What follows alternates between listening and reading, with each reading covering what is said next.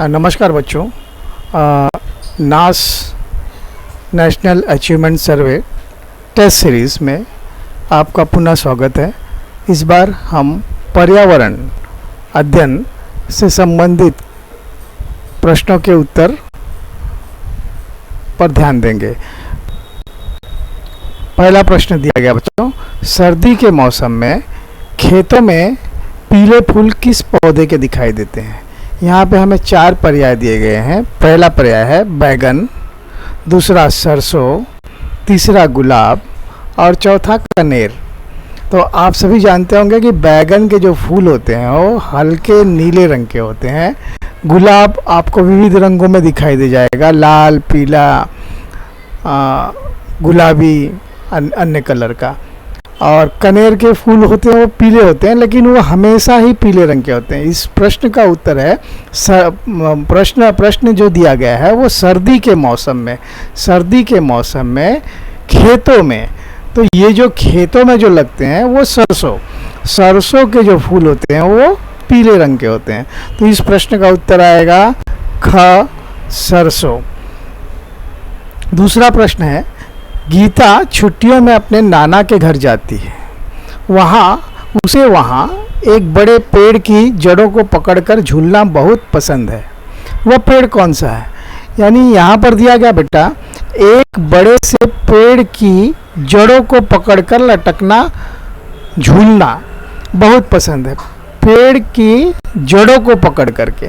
तो ऐसा कौन सा पेड़ है जिसकी जड़ उसकी डालियों से लटकती हुई दिखाई देती है? तो पहला उत्तर दिया गया है आम का, दूसरा बरगद का, केले का, अमरूद का। अब आप कल्पना के आधार पर सोचोगे तो आपको समझ में आएगा कि बरगद का ही एक ऐसा पेड़ होता है जिसकी जड़ें हैं ना उसकी डालियों से लटकती हुई दिखाई देती हैं। तो गीता छुट्टियों में अपने नाना के घर जाकर के किस पेड़ की जड़ को पकड़कर झूलना पसंद करेगी? बरगद के पेड़ को। तो इसका उत्तर आएगा ख। अगला प्रश्न दिया गया है बेटा, निम्नलिखित में से कौन सा पौधा पेड़ नहीं बनेगा? अब पौधा यानी जिसकी ऊंचाई 1 मीटर से कम होती है। सभी वृक्ष या पेड़ एकदम शुरुआती रूप से बड़े नहीं हो सकते। हर पेड़ को लगने के लिए बीज का सहारा चाहिए होता है। कुछ पेड़ 1 मीटर की ऊंचाई पर जाकर के रुक जाते हैं, उन्हें हम पौधा कहते हैं। उससे छोटी होती है, सबसे छोटी जो होती है जो कुछ ही सेंटीमीटर या इंचेस में होती है, जिन्हें हम कहते हैं कि घास। उसके बाद में झाड़ियाँ होती है, उसके बाद में पौधा, और उससे बड़ा यानी 1 मीटर से जो ऊंचा बढ़ते चला जाएगा उसे हम पेड़ कहेंगे। ठीक है। तो यहाँ पर प्रश्न पूछा गया, निम्नलिखित में से कौन सा पौधा पेड़ नहीं बनेगा? तुलसी का, नीम का, पपीते का, अनार का। यदि आपने नीम का बीज लगाया है तो आपको कुछ सालों के बाद में एक बहुत बड़ा सा विशाल वृक्ष आपको दिखाई देगा, पेड़ दिखाई देगा। पपीते का भी अगर बीए को लगा दिया जाए तो वो धीरे धीरे बढ़ते बढ़ते एक पेड़ का आकार ले लेगा। अनार का भी इसी तरह से है। लेकिन तुलसी के अगर बीए को लगाया जाए तो जो पौधा तैयार होगा वो पौधे के रूप में रहेगा, वो बड़ा पेड़ नहीं बन सकता। तो इस प्रश्न का उत्तर आएगा क, यानी तुलसी का पौधा ऐसा है जो पेड़ नहीं बन सकता। चौथा प्रश्न है, प्रीति शरबत बना रही है। शरबत बना रही है। शरबत में स्वाद और खुशबू के लिए, बच्चों ध्यान देना, स्वाद और खुशबू के लिए उसे किसकी पत्तियों का उपयोग करना चाहिए? तो यहाँ पर उसके उत्तर दिए गए पर्याय में 4, पुदीने की, नीम की, गेहूं की, करेले की। आप सब्जी की मंडी में जाते हो, वहाँ पर हरी सब्जियों के पास में जब गुजरते हो तो आपको वहाँ पर एक खुशबूदार सब्जी की महक आती है, जो उसे कहते हैं हम लोग पुदीना। एक तो धनिया हो गया और दूसरा पुदीना हो गया। लेकिन पुदीने की खुशबू थोड़ी सी अलग होती है और साथ ही साथ उसका स्वाद भी होता है। आपने नीम का पत्ता देखा होगा, उसमें कोई महक तो नहीं होती है लेकिन वो कड़वा बहुत होता है। अगर वो शरबत में डाल दिया जाए तो शरबत पीने लायक ही नहीं रहेगा। गेहूं की पत्तियाँ जो होती हैं वो ना तो खुशबूदार होती हैं, ना ही उनमें कोई स्वाद होगा। करेले का तो अगर पत्ती को डाल दिया जाए तो पूरा शरबत ही फेंकना पड़ जाएगा। तो इस प्रश्न का उत्तर क्या आएगा? पुदीने की पत्तियों का उपयोग करेगी वो शरबत बनाने के लिए, जिससे उससे स्वाद और खुशबू दोनों आ जाए। तो इस प्रश्न का उत्तर होगा आपका क। दीपक को, पांचवा प्रश्न है, दीपक को एक फल खाना है, उसकी पत्ती नीचे दिए गए चित्र जैसी है, बताओ दीपक को क्या खाना है? दीपक को एक फल खाना है और उसकी पत्ती ये नीचे दिए गए हैं, ये पत्ती का आकार दिया गया है। तो ये किस पेड़ की पत्ती है या किस फल के पेड़ की पत्ती है? क्या ये आम के पेड़ की पत्ती है? नहीं। क्या ये इमली की पत्ती है? देखते हैं। अमरूद खाना है? नहीं, अमरूद की पत्तियां ऐसी हैं। केले का पत्ता तो सबसे बड़ा होता है, ये बिल्कुल नहीं। तो इसका उत्तर आएगा इमली, यानी ख। किसका फल खाना है उसे? इमली का। अगले प्रश्न पर चलते हैं। छठा प्रश्न है आपका, निम्नलिखित में से, छठा प्रश्न, निम्नलिखित में से कौन सी वस्तु पेड़ पौधों से प्राप्त वस्तुओं से नहीं बनी है? पहला है दरवाजे। देखो बच्चों, पेड़ पौधों से प्राप्त वस्तुओं से नहीं बनी है।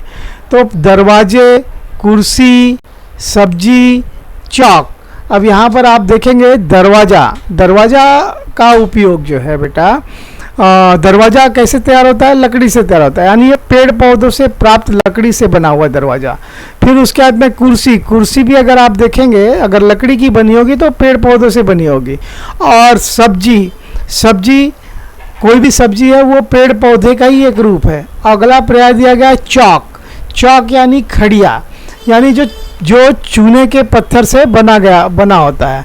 तो चूने का पत्थर हमें पेड़ पौधों से नहीं प्राप्त होता। तो इसका उत्तर आएगा घ। इसका उत्तर आएगा घ।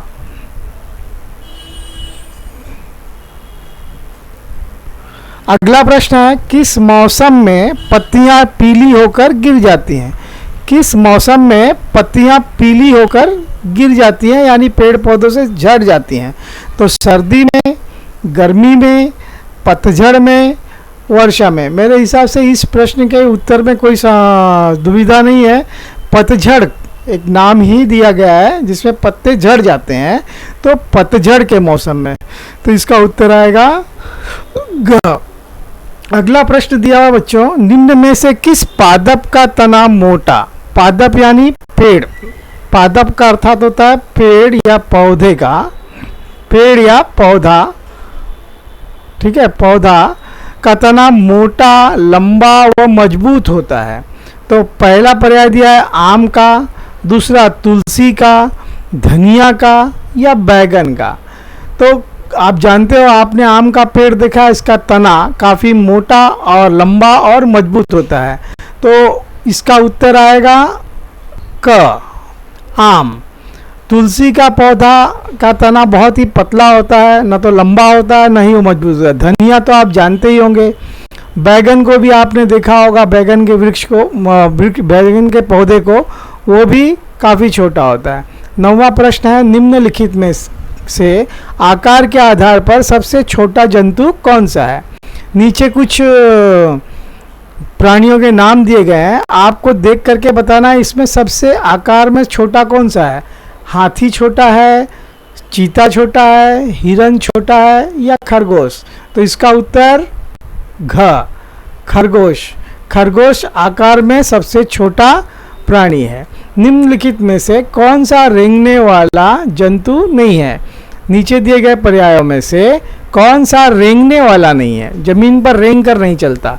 मेंढक हम जानते हैं उछल कर चलता है। छिपकली दीवारों को पकड़ करके चलती है पैरों की सहायता से। छछूंदर अपने 4 पैर की सहायता से जमीन पर दौड़ता है। और अजगर आप जानते होंगे कि वो जमीन पर रेंग करके चलता है। तो इसका उत्तर आएगा घ। अगले प्रश्न पर जाते हैं हम, 11वें प्रश्न पर। अमन ने गांव की पहाड़ी को हरा भरा करने के लिए वहां कई पौधे लगाए। अमन नाम के एक लड़के ने गांव की पहाड़ी को हरा भरा करने के लिए वहाँ कई पौधे लगाए। बताओ निम्नलिखित में से उन पौधों को कौन खा गया? उसने पौधे लगाए, कौन कौन ऐसा जानवर है जो पेड़ पौधों को खा जाएगा? तो ये शेर खाएगा ना, शेर मांस खाता है। बिल्ली खाएगी ना, बिल्ली दूध पीती है और चूहे का शिकार करती है। सियार भी मांसाहारी प्राणी है। बकरी, हाँ बकरी एक ऐसा प्राणी है जो पेड़ पौधों को खाती है। तो इसका उत्तर आएगा घ, बकरी। 12वां प्रश्न है, पानी में पाया जाने वाला जीव है, कौन सा जीव है जो पानी में पाया जाता है? पहला पर्याय दिया गया है गाय। गाय जमीन पर रहती है, यह थलचर प्राणी है। कुत्ता जमीन पर रहता है, ये भी थलचर प्राणी है। मछली ये पानी में रहती है और जलचर प्राणी है। खरगोश जमीन पर रहता है और थलचर प्राणी है। यहाँ पे प्रश्न दिया गया पानी में पाया जाने वाला जीव है, कौन सा जीव है? तो इसका उत्तर आएगा ग, मछली। अब इन प्रश्नों के उत्तरों को जो हम नास परीक्षा में उत्तर पुस्तिका पे कैसे लिखेंगे ये मैं अगले वीडियो में बताऊंगा। आप लोग इस वीडियो को ध्यानपूर्वक देखें, समझने की कोशिश करें और परीक्षा की तैयारी करते रहें। सभी का धन्यवाद।